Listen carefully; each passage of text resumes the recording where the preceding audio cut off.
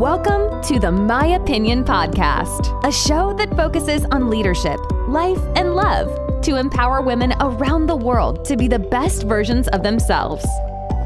The My Opinion Podcast is a weekly show with Maya's Motivation Monday, focusing on leadership topics for women, and special edition episodes that feature guest interviews and current events. Now, all in her opinion, here is your host, Maya Roffler. Hi guys, welcome back to another episode of Maya's Motivation Monday. And today I'm going to be talking about something that I think almost every single leader has experienced within their career or is especially experiencing right now with all the new pressures we're facing and all the new situations we're facing due to COVID and so many social things that are happening in the world and in our lives and in work and on and on and on. But it's leadership fatigue. And what does that mean? What does leadership fatigue mean?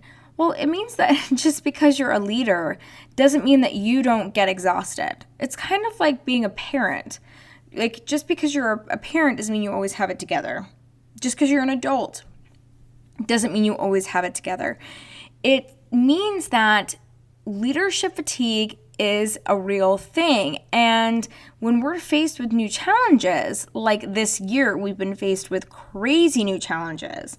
This is a topic that is even more prevalent now in 2020 than it has ever been.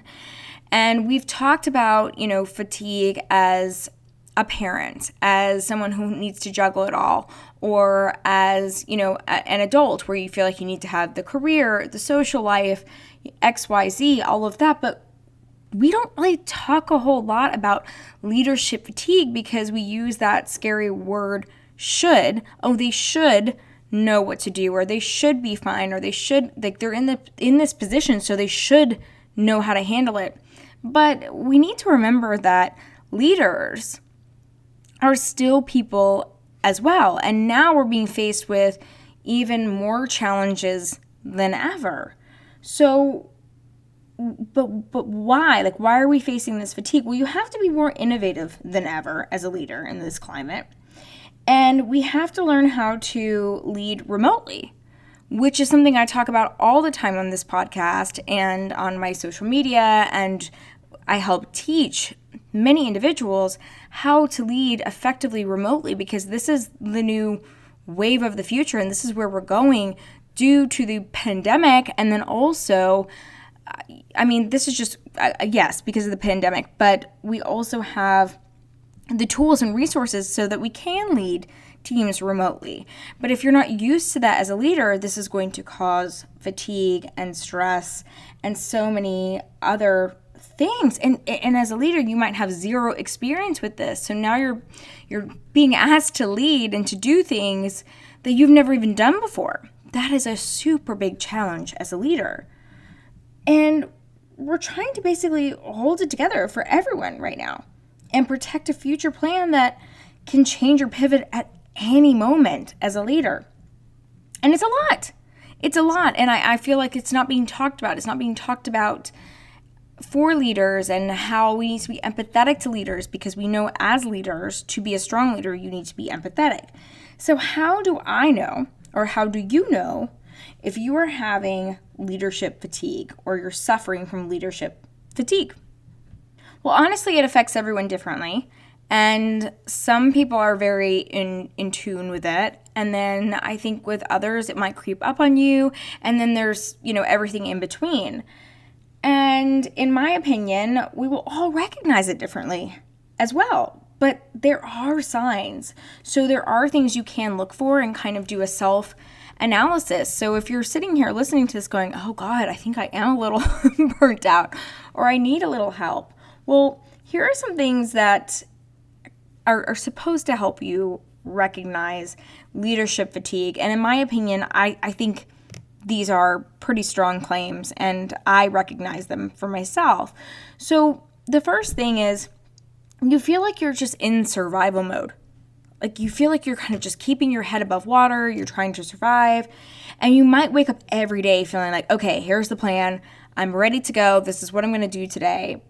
but you kind of just end up surviving and just kind of making it through the day.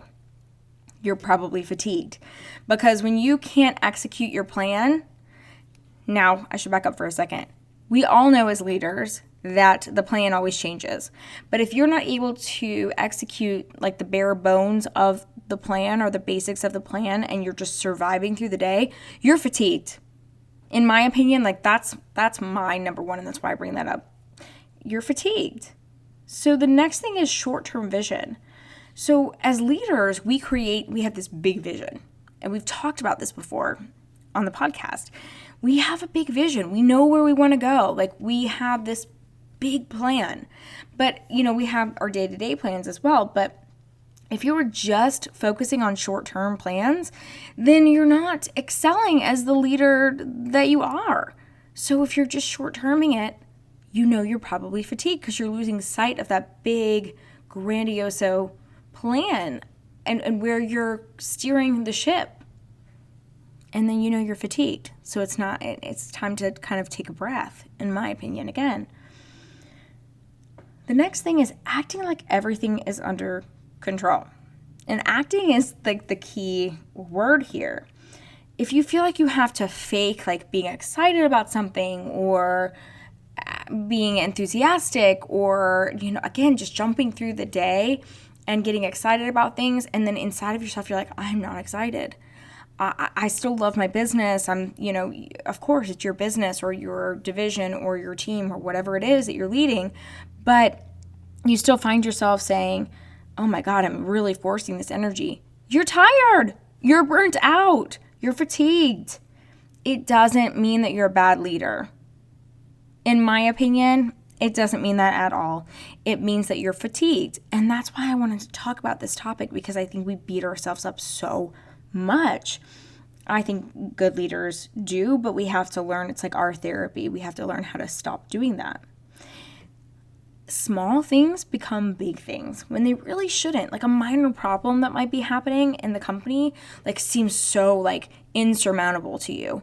Whereas, when you weren't fatigued or tired or burnt out, you'd be like, okay, cool. Hey, Susie Q, just go ahead and send that off, overnight it. It'll be taken care of, no problem. In this situation where you're fatigued, you're going to be like, oh my God, I can't believe that wasn't sent. You start to have anxiety because you're fatigued and you're not able to really plug in, problem solve, and deal with the situations at hand like you were able to prior to being fatigued. You stop being brilliant at the basics. I just kind of love this quote in general. So you might start failing at things, which failing is not a bad thing. It's not.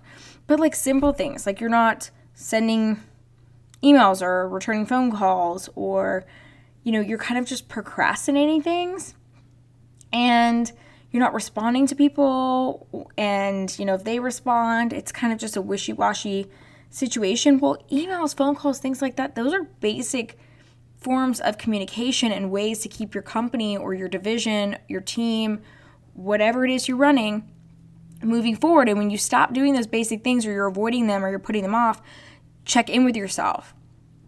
That one, to me, I recognize that immediately. When I am just okay, I'll get to that email later. I'm always on top of my emails. I'm always on top of my return phone calls or texts. I think we need to talk about texting too, because all of us text these days.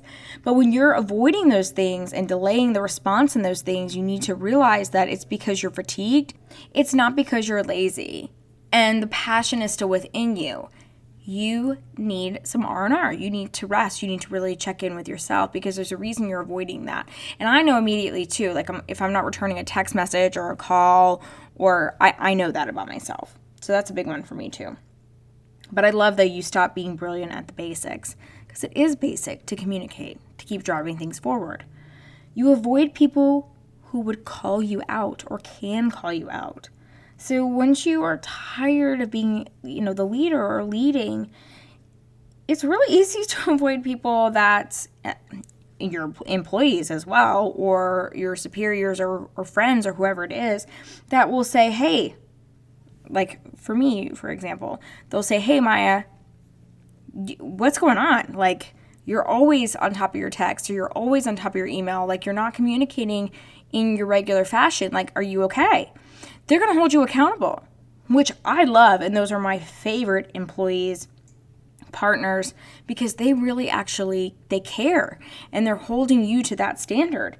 But you may find yourself pushing those people away when you're going through leadership fatigue. I've done it. And sometimes it's not even, I don't think it's always conscious. Like, you're not conscious that you're doing it. You do it because you know they're going to hold you accountable. So you like the accountability, typically, but when you're going through something like this, it can be a little bit of a struggle. So these are the main things to look for, but how the heck do you stop this? And like, how do you fix this? And once you realize this, what happens next? Well, in my opinion, you ask for help. You go to a peer, a friend, a mentor. For me, it's always been a mentor when I'm really fatigued. And, we want to fix it all as leaders. We want to take it all on ourselves. We want to just absorb everything. We want to make everything better for our employees, our coworkers, our colleagues, all of those things. But we also need to recognize that sometimes we need help. And I think that we also think it makes us weak if we ask for help. And that's absolutely not the case. As I've talked about before, it's the opposite. Showing vulnerability as a leader makes you a leader. And in my opinion, it sets a good example. So how are you going to fix your leadership fatigue? You're going to ask for help. You're going to look to the people that will hold you accountable, will give you that feedback. And you're also going to take some time for yourself to recharge, whatever that means for you. And really lean into that, really unplug. And it can be really hard, but even if that's just an hour a day, or if you take a full day away, whatever that means, do something for yourself to recharge so you can come back and be completely committed and there for your people, for yourself, for your vision. Because again, you want to lead by example, and that's what a good leader does. You lead by example, and if you show your people that it's okay, we all get fatigued, we all get tired. This is how I reset, this is how I recharge, so I can come back and be the leader that you need and that I know I am. Thank you so much for listening to the My Opinion Podcast. You can catch up on past episodes on the My Opinion Podcast website at www.myopinionpodcast.com, as well as read the My Opinion blog and contact Maya directly with your questions. Don't forget to follow us on Instagram and Facebook at My Opinion Podcast and Maya Roffler. We'll see you back here next week.